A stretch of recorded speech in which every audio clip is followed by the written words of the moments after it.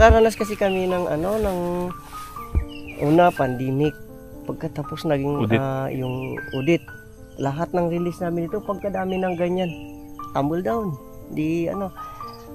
Pagkatapos naman nung tag-init, ubos lahat ng tanim namin. Gastos talaga. Doon talaga hindi ako nakabawi. Ngayon, sana makabawi kami. Grabe ang gastos ko doon kasi ang pitsay namin kalapad-lapad, pakwan. Tuyo lahat. Patay talaga, wala talagang tubig, pati balon, ubos. Hello mga ka-agri. Sa video na to, pinuntahan po natin yung isang organic farm sa El Nido, Palawan. Sila po ay nag-offer ng farm tour kung saan natututo po yung mga bumibisita sa kanilang farm kung paano magtanim sa organikong pamamaraan. Pinapa-experience nila first hand kung ano ba yung buhay ng isang farmer. Alamin natin yung kwento kung paano nabuo ng mag-asawa itong organic farm at matuto rin tayo kung ano ba yung ino-offer ng kanilang farm pati po yung paggawa ng mga organic fertilizer. Coming up. Ako po si Cesar Manlabi Gabuco at ang asawa ko po si Elisel Palma Gabuco.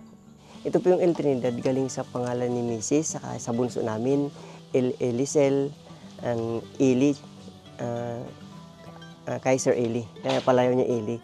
So yung Trinidad naman galing po sa lula niya, pinakalula. So ginawa niya doble kasi siyang nagtuloy-tuloy nito, El Trinidad. So since nang magsimula po yung pandemic, nag-transfer kagad kami dito. Although nung una gumagamit pa kami ng mga abono, pero nung paglipat talaga namin, hindi na. Mahal namin kasi yung environment saka yung health eh. Kaya organic talaga na kami. Although na medyo mahirap kasi konti yung magiging ani mo diyan pagdating sa ganun, pero paunti-unti dumadami naman pag mo na. Oo. Although na parehas dapat nga sana ang organic dapat mahal. Pero ito naman yung presyo dito ay hindi ka na mabibilhan pag mataas kaya papantay mo na lang doon sa pero kung ikaw naman matalinong mamimili, kapag nakita mo may punit, halimbawa pitsay, sabi may punit kinain ng kulisap. Kung ako naman, yun ang bibilhin ko kasi yun hindi masyadong sa spray. So, yung iba siyempre sa texture o sa mga magandang nila. Pero kita mo naman sa pamilihan ang gaganda pero yun ay busog naman sa mga synthetic na spray. So sa amin dito pagkatapos ng kahit pitasin mo, pwedeng kainin pagkatapos ng spray. So, yun ang pinagmamalaki namin. Kaya kapag nagdi-discuss po kami dito sa mga guest, yun ang namin. Kaya, bilib na bilib sila pagdating sa ganun. Ang palagi lang nilang tinatanong kung mataas ang presyo. Sabi namin, pantay lang kasi ng organic saka hindi organic. Kaya hindi pa kasi na-promote ng gobyerno yung dito sa Pilipinas naman ganun. So, ito naman sa pakikipagtulungan din ng Department of Agriculture dito sa El Nido, sa bayan, na kapag may mga seminars noon, nag-attend po kami. So, yun yung kaya mapababoy, mapatanim, palay, pag may mga seminars noon, nag-attend kami. So, yun, maliban doon sa kaalaman namin na galing sa lulo at lula namin, sa mga magulang namin, ina-apply namin yung mga makabago na binibigay sa mga seminar po. So, alam po natin na yung mga farmers, parang scientist yan. Kapag hindi nagtagumpay, lalo mong pagsikapan na abutin kung ano ang tama. So, kung minsan may mga turo na hindi akma doon, depende naman sa mo yun. Pero, katulad ng nasabi ko, kapag ikaw ay farmers, aalamin mo talaga kung ano ang dapat doon. So, sabihin man nila na hindi ang tama, hindi ganito, ikaw mismo ang nag-a-apply, ikaw ang nakakaalam kung ano ang gusto ng tanim. So, yung mga ganun. So, halimbawa, sabi halimbawa sa pipino, may time na kasi ang pipino na hindi niya kailangan yung abono na yung gusto lang niya, yung mayroong siyang sariling gusto. So, yun ang inaalam. Katulad ng sa amin, inaalam namin kung anong gusto niya. So, sabi natin napakakinis yan, pero sa lasa naman siya magkakaano. Iba yung organic sa hindi organic kasi mas malasa yung organic. Kasi wala kang doon eh. Saka kahit pati balat kainin mo, wala kang ano dyan, no, natural. So yun yung ano. So ang daming mga concoction po namin. Katulad po nito, maubos na. Ito po yung calpus, tinatawag calpus. Ang calpus naman ay calcium and phosphate. Ang ingredients nito ay yung mga buto ng baka, buto ng baboy na damo na halimbawa kung merong nakukuha. Tapos ito yung muscles or yung mga kibaw sa bakawan. So ito sinasangag or kumbaga nilalagay sa baga, ginigrill. So pag iniihaw, pagkatapos pag nag-itim-itim na siya, ipopulverize mo to. Pag na-pulverize na, ayun, haluan mo ng coconut vinegar. Pag coconut vinegar, after 1 month fermentation, ayun, ready na sa spray para maglakas yung kanyang katawan ng mga pananim, prutas at fruit niya. Saka yung niya hindi siya malaglag agad yung mga bulaklak. So pangalawa naman po itong fermented plant juice. Fermented plant juice, ito po yung molasses, yung ingredients nito molasses na galing sa sugarcane, sa tubo. Tapos haluan ng Madrid cacao, saka yung water spinach, yung kangkong, mga ganyan. So kung ang ratio niyan 1:1, 1 kilong ganun, 1 kilong molasses. So i-chop maliliit. Then after 1 or 2 weeks, i-squeeze yun, pipigain, pagkatapos kukunin yung pinaka tubig, katas. Then yun, pagdating nun, pwede naman i-spray. So yung isang can na sardinas, 16 liters na tubig, pwede na ito spray para sa pag-green ng mga dahon. Yan. Ito namang isa naman, fermented fruit juice. Ang fermented fruit juice, nakawala na kasi yung mga sticker sa sobrang ng So itong fermented fruit juice, molasses din, tapos yung papaya, sa saging, yung mga ripe, yung mga hinog na mangga, mga ganyan. So yung ratio parehas din 1:1. So molasses halimbawa 1 kilo, 1 kilo rin yun. So i-chop mo rin ng maliliit yung mga paghalo-haluin hanggang 1 to 2 weeks. Ayan. Ihiwalay mo naman yung tubig, pigain. Yung pinakakatas nun, ready naman sa spray. Meron din po kaming fish amino acid. Ito naman pandilig. Ang fish amino acid galing sa mga isda na hindi mo na napapakinabangan, nabubulok. Haluan mo lang ng molasses. Yung ratio ganun pa rin. So pagdilig para sa mga bakterya. Ito naman sa mga bakterya. So kung noon, kapag tayo, yung mga matatanda noon, ibabaon nila yung mga bituka, tapos yung mga after 1 month sa kanila tataniman. Ngayon naman na-upgrade na tayo. So yung aming insecticide naman po dito, ito isa pa, ubos na. So yung ingredients nito, luya, onion, garlic, saka sili, saka yung aming sticker ay virgin coconut oil. Saka hinahaluan namin ng growth enhancer yung aloe vera. So, yun. So, ito naman kasi panay mo anghang to.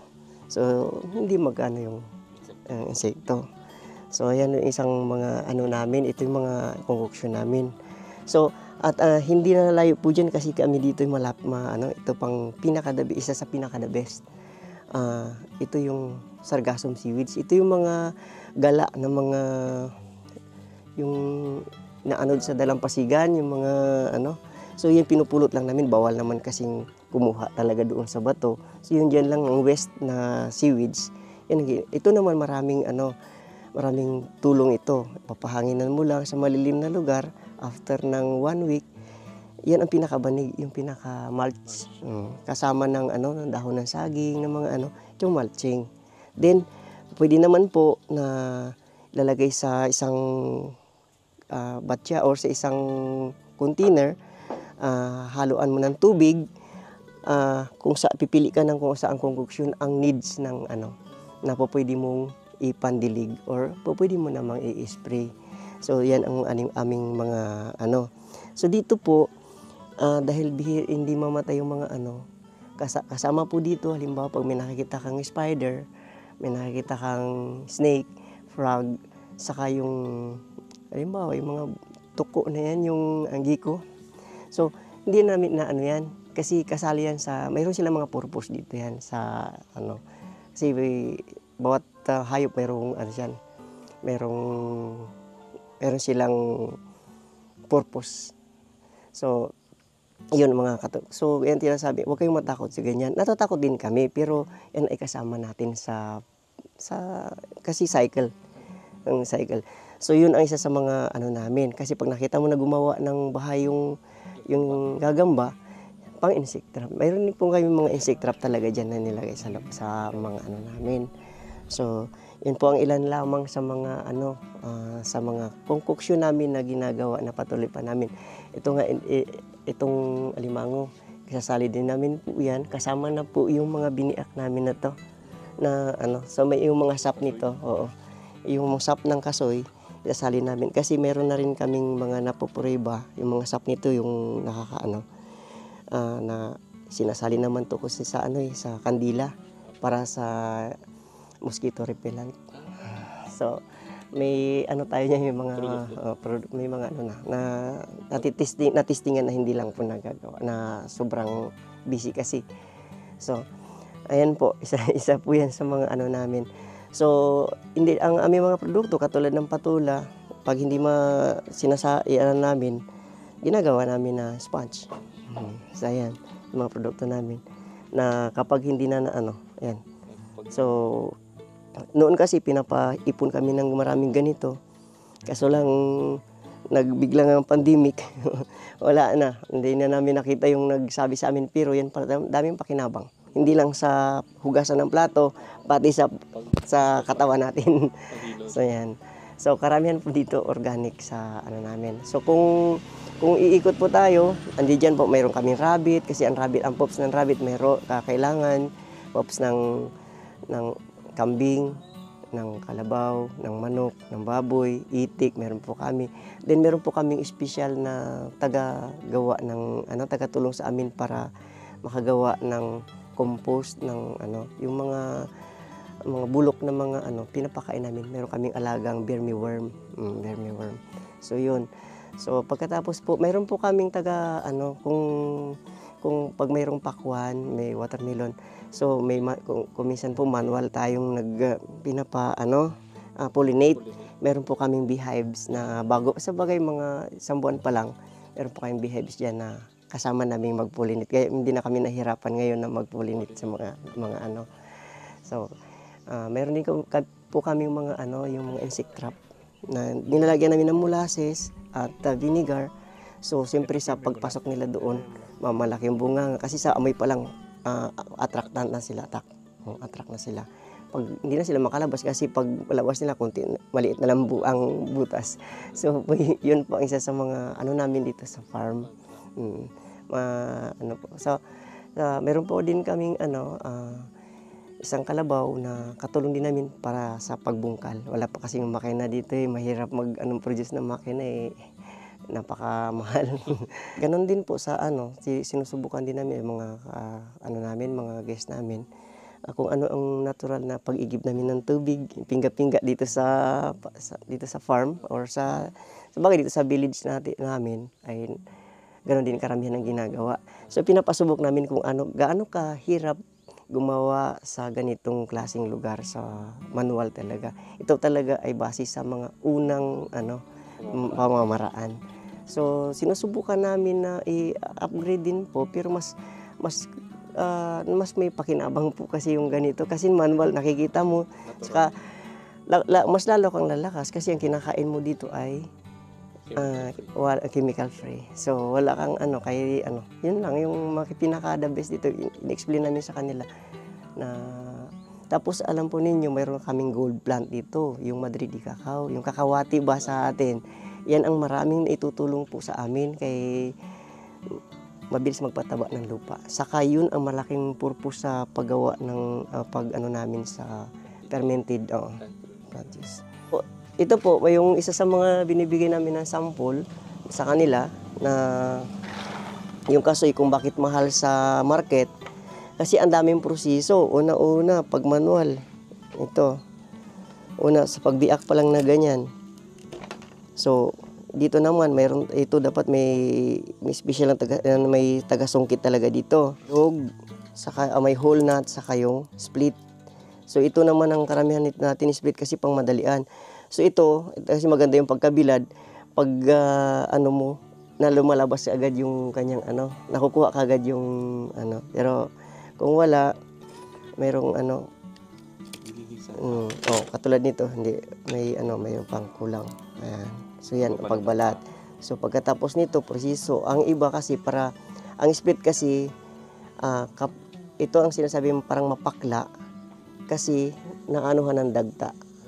Kaya ang iba hinugasan, sinasabunan pa yan. Depende sa kung sinong nagpa-process. Pero sa akin kasi, gusto ko lang yung natural. Kasi hindi mo makuha yung pag hinugasan, hindi mo maano yung lasa. So, yun naman, ang hinugasan nila para hindi mapakla. Kasi ito sa sap nga ng kasoy, ang pinaka sa buto. So, ayan po, yung pag ito, dalawang proseso naman ito. Pwede mong lutuin na roasted, pwede mong lutuin na toasted. So, pero ang pinakamasarap na kung para sa akin, kapag sinangag mo yung kasoy na bilog. Okay. Tapos ng apoy. Saka pag maitim na dito sa labas, saka mo lalabas doon yung pinakalalaman niya na parang may sunog-sunog ng konti. Mas masarap yun. Ang original talaga yun ang pinaka nung unang panahon yan ang ginagawa ng mga Tapos kung gusto mong gawing bandi, ang tawag dito, yun, mas masarap ikukumpara sa mga ganitong iluluto mo isasangagin. Yan. So, kami naman po noon, nung maliit pa ako, tinuruan po kaming gumawa ng cashew wine, saka cashew vinegar. Kaso nga lang, dahil sa dami kasing proseso noon, hindi pa namin nagagawa, pero sabi nga namin, i-display namin pag nakagawa kami kasi may mga ingredients po kasi na dapat may mabili namin para doon. So, siyempre dahil sa layo ng mga layo sa Kabihasnan, kulang dito yung mga kaya, ayan. Isa po yan sa mga Then, katulad dito, i-explain namin kung ano iba't ibang pangalan. Katulad ditong sigarilyas. Ito ay dragon beans. Ito namang baranchong, ito yung tinatawag na winter melon. So yung okra tinatawag na ladyfinger, ang ampalaya naman bitter gourd, ang upo butter gourd, ito namang patola lofa gourd. so saka yung talong na tinatawag na eggplant, aubergine yung namin kasi mas kilala nila karamihan kasi taga-Europa yung pupunta dito. So aubergine. So dahil po kaming tapos mayroon po kami mga medicinal plant din na dinidiscuss sa kanila na tinitikman po nila. Katulad ng ngay camphor, ito yung sambong. Ayun. So after 5 minutes, pag bumaba sila doon, lalagyan namin ng hot water. After 5 minutes, pagbalik nila, iniinom nila. Lalo pa yung mga sinisipon at inuubo. So, yun din, yung pinapaliwanag din namin yung aloe vera, yan, saka yung mga kahalagahan, kung bakit tinatanim. Tatanong sila, bakit tinagtatanim kayo dito ng mga medicinal plant na sa inyo? Kasi malayo kami sa Kabihasnan. Kapag nagtatrabaho kami, hindi na kayo pupunta doon. So, yung mga pang-subsidy lang doon sa mga ng mga gamot. So, dami pong mga, kahit yung yung sinasabi ko kanina na Madre de Cacao, yung kakawate, kasi yan malaking tulong sa mga alaga nating mga hayop, sa mga nila, sa kuto. So, kahit sa manok, sa tinatawag sa amin dito dapaw. So, yan po yung mga namin. So, meron din po kaming talagang lumalayo talaga yung mga insekto dahil meron pong citronella kami dyan. So kapag lumalakad po kami, kinakatay lang, kunting puto lang ng tapos sinasaboy-saboy lang sa tabi para yun nga, pinababalance lang namin yung yung environment. So, yun ang pinaka ano namin po dito sa ang ano namin dito kasi mapangalagaan ang kalikasan. Mapangalagaan natin yung ating sariling katawan. Yun ang pinaka ano namin ng mag-asawa. Saka pinopromote din pala namin yung rabbit kasi last 5 months na may nagseminar kami tungkol sa rabbit na kung paano katayin. So, rabbit meat kasi pinaka low calorie talaga yung rabbit. So, isa po yung sa mga inaano namin na kung masubukan namin, maaaring isa yung sa mga ano namin dito i-serve pag halimbawa meron na. Kasi inahanda pa namin yung aming kalan, ang aming ano diyan para sa pag ang tawag, balahibo saka sa ano po, sa kung paano mag-ihaw. Parang lechon, parang ganun. So yan po isa sa mga dagdag kaalaman na nagkaroon kami ng seminar din dito. Kasama yung beehive. So ang beehive diyan, Kiwot po or honeybee? ano lang, kiwat lang muna kasi dami pa kasi pumupunta dito na ano na mga mga turista kasi baka kagatin sila eh. Yung iba kasi takot na takot eh. Ito stingless po. Ay, stingless daw. Yung lemongrass yan, isa sa mga sabi namin yun ang pinaka-welcome drinks namin. Kaso nga lang hindi pa namin na ano kasi karoon nga ng tag-init-init ka namatay yung ibang ano. Walang pa kami dito sa tubig. Mano-mano nga yung Saan po yung banan? doon sa baba. Meron. Kuminsan dito talaga kami nagsisyon ng ano, sa may river. Diyan talaga kami nagsimula na dinadala ang tubig para dito. Tapos pingga-pingga lang. Oo. Yan ang ginagawa ko noon. Every morning 10 times, sa afternoon 10 times para mapuno lang dito yung mga drum. Tapos yun ang ano. Pero nag-survive naman sa loob ng ilang taon, pandemic. Yung ano po dito yung pagdating ng pandemic na ang dami-dami naming tanim. So ang ginawa namin, nilagay lang namin dito sa labas. Siyempre bawal namang maglakad-lakad yung mga tao. Pag mayroong dumaan, "Uy, kumuha kayo, dalhin niyo sa inyo." Hindi naman kami makabinta. Kasi walang sasakyan, bawal ka ring kasi yung iba, pag halimbawa kami doon, makauwi kami, yung mga nilagay namin doon sa binibigay namin sa mga tao. At the time, daming mga nagtatrabaho sa kalsada, sinisiminto po dyan sa ayun, pinamibigay ko doon mga kalahating sako, mga ganyan. Yung talong, pinamimigay. So, dito rin po kami, halimbawa, merong dumaan na may bit-bit na isda, nagtitinda. Barter system. Nagkaroon po kami ng mga ganon. So, yung iba po, pag halimbawa wala talaga silang pambili, minsan tinutulungan. Patulong mo na magdamo dyan. Sige, pagbalik nila, mayroon silang dala-dalang mga gulay. So po yun, yung parang bayanihan. Parang bayanihan. So yun po yung mga namin. So yun ang isa sa ang purpose namin, makatulong din sa tao eh. Kahit wala kami, at least makakatulong. Maganda ba ang feeling? Kasi sa kanila talaga, lalo pa pag nasubukan nila mag-araro, nasubukan nilang magpingga-pingga, tapos nasubukan nila yung lasa. Ito, sa totoo lang, pag nagtikim sila nito, kaysa sa binibili, iba daw ang lasa. Ito kasi ito original eh. Oo, original. Yan talaga yung natural. Yung mga ganun. Tapos, nakakain na siya? Opo, ito. Pwede na kainin? Oo, pwede na kainin yan. So, siyempre, kailangan mong linisan ng konti. Tapos, makatikim sila ng saging namin. Mas masarap yan kasi original talaga. Talaga yan. Yung dyan lang, natural na hinog. Hindi mo lang naabutan kasi kahapon mayroon pang nakasabit dyan na kulay na Kadalasan po kasi kinakalburo na. Ay, oo. Kaya pare-parehas yung pagkahinog nila, pare-parehas yung mga kinakalburo na yun. Yan lang yung lasa niya. Iba.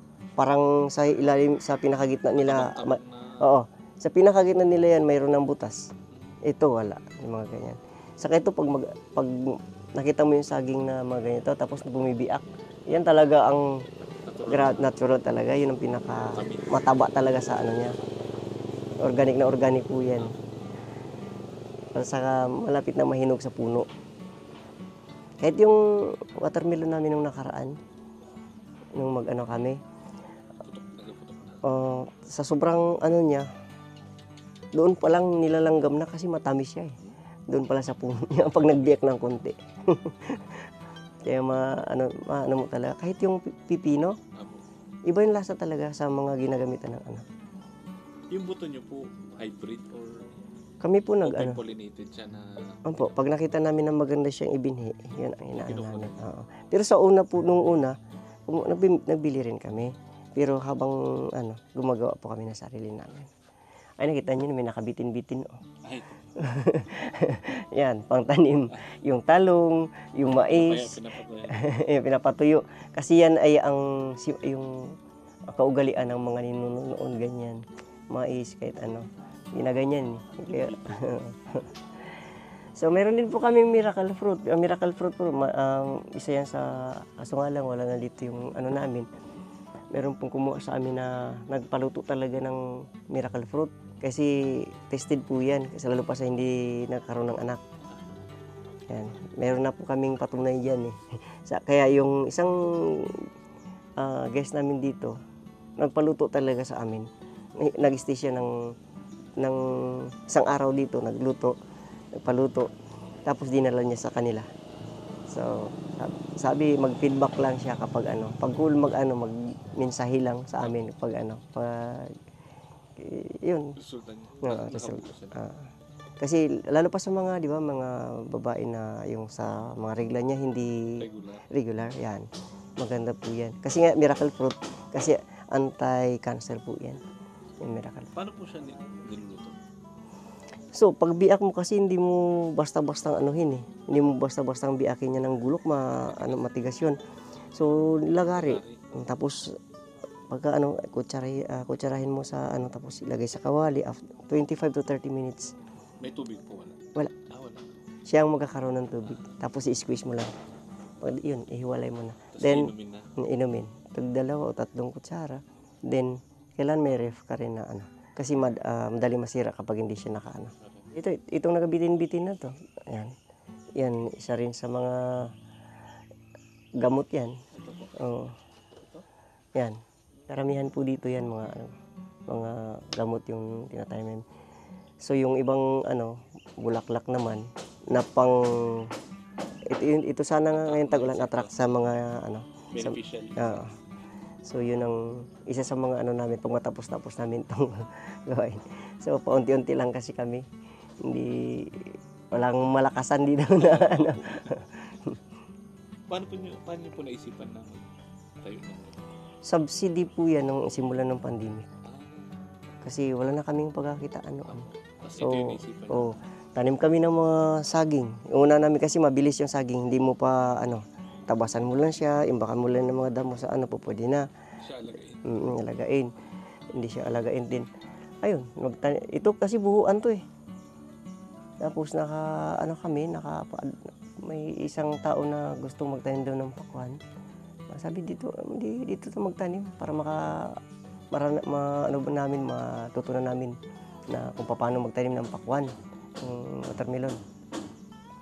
Yun, maliban sa kaso nga lang talaga, that time, more on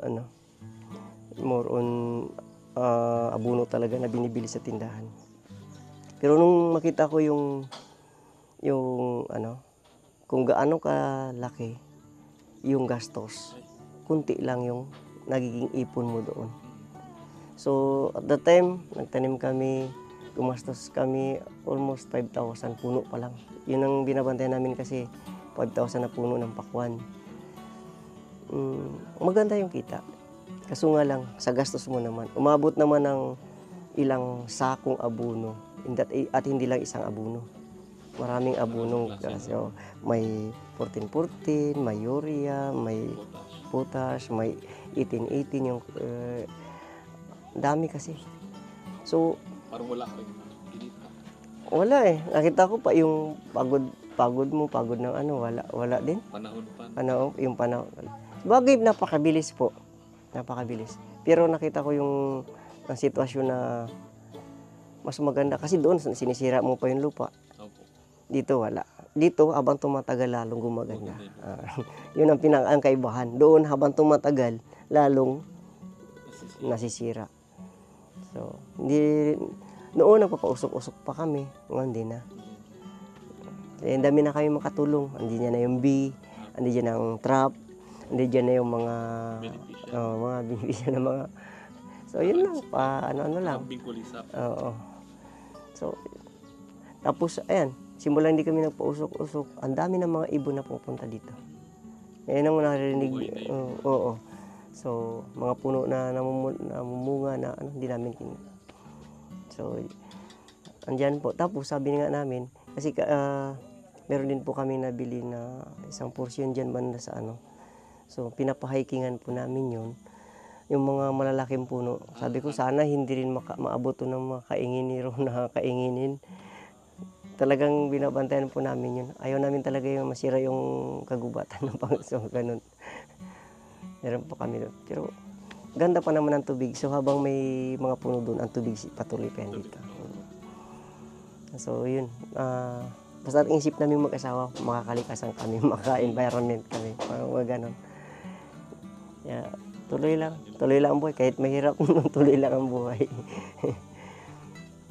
Sa mga gusto pong bumisita po dito sa aming farm, sa El Trinidad Organic Farm, pag galing po kayo ng El Nido Town, ay almost 45 to 1 hour pag nagbiyahe kayo ng motorbike or shuttle, mga ganyan po. So, kapag dumating na po kayo sa Sibaltan, Barangay Sibaltan, tanong lang po kayo at matatagpuan po ang aming farm dito sa Sitio Kabungan, Sibaltan, El Nido, Palawan. At kung nais po ninyong malaman ang iba't ibang gamit at kung paano ang magtanim tungkol sa organic, dito po kami handang tumulong para sa inyo. Welcome po sa lahat-lahat. Especially po sa mga agriculturist na gustong maging agriculturist talaga. Ito po ay makakatulong sa inyo, sa atin, lalong-lalo na sa ating kalikasan at sa ating sarili. Kasi wala pong synthetic, wala pong gastos, kundi pagod lang ng konti, yun doon na po tayo. Kaya, at higit sa lahat, magtiwala lang po tayo sa taas. Maraming salamat po.